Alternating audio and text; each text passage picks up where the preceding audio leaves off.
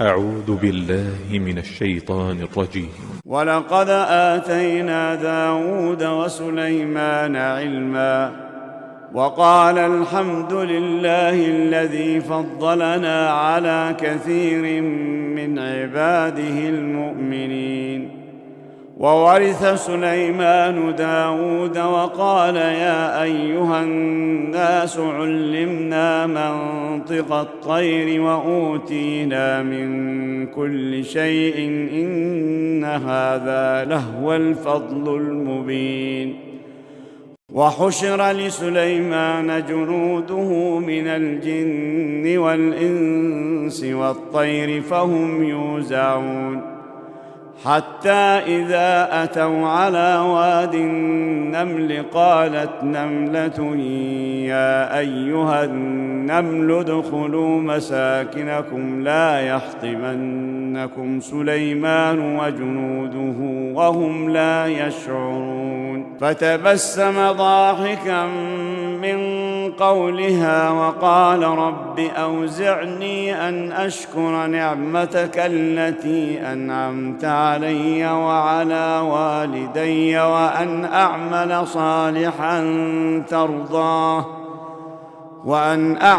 صالحا ترضاه وأدخلني برحمتك في عبادك الصالحين.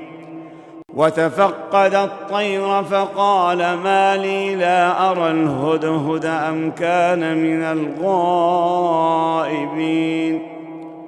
لأعذبنه عذابا شديدا أو لأذبحنه أو ليأتيني بسلطان مبين. فمكث غير بعيد فقال أحطت بما لم تحط به وجئتك من سبأ بنبأ يقين.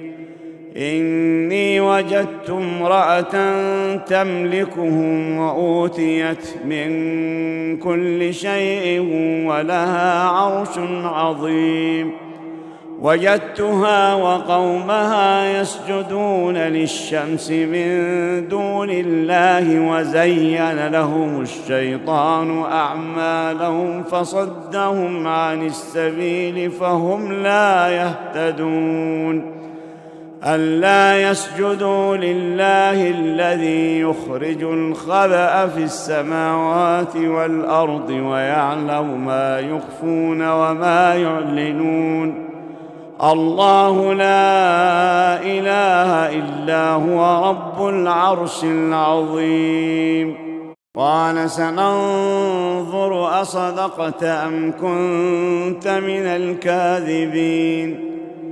اذهب بكتابي هذا فألقه إليهم ثم تول عنهم فانظر ماذا يرجعون.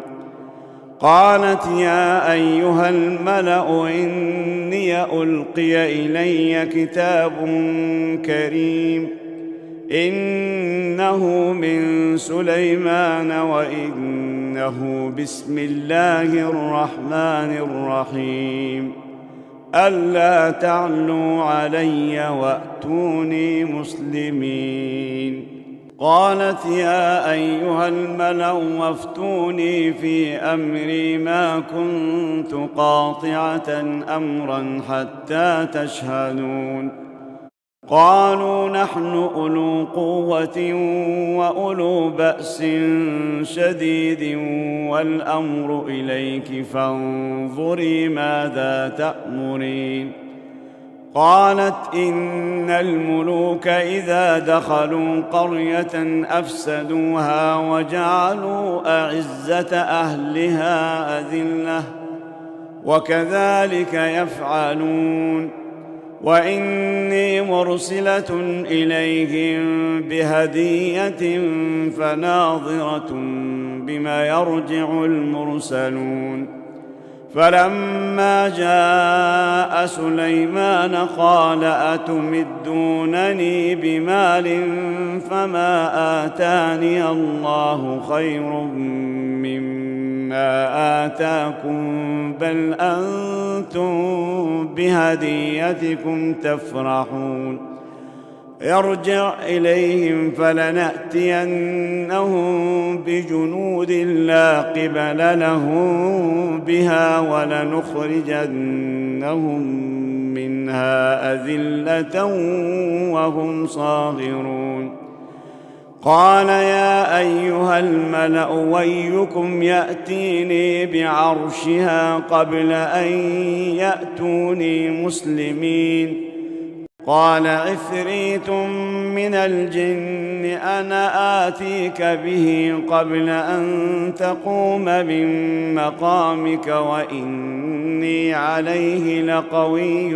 أمين قال الذي عنده علم من الكتاب أنا آتيك به قبل أن يرتد إليك طرفك فلما رآه مستقرا عنده قال هذا من فضل ربي ليبلوني أشكر أم أكفر ومن شكر فإنما يشكر لنفسه ومن كفر فإن ربي غني كريم قال نكروا لها عرشها ننظر أتهتدي أم تكون من الذين لا يهتدون فلما جاءت قيل أهكذا عرشك قالت كأنه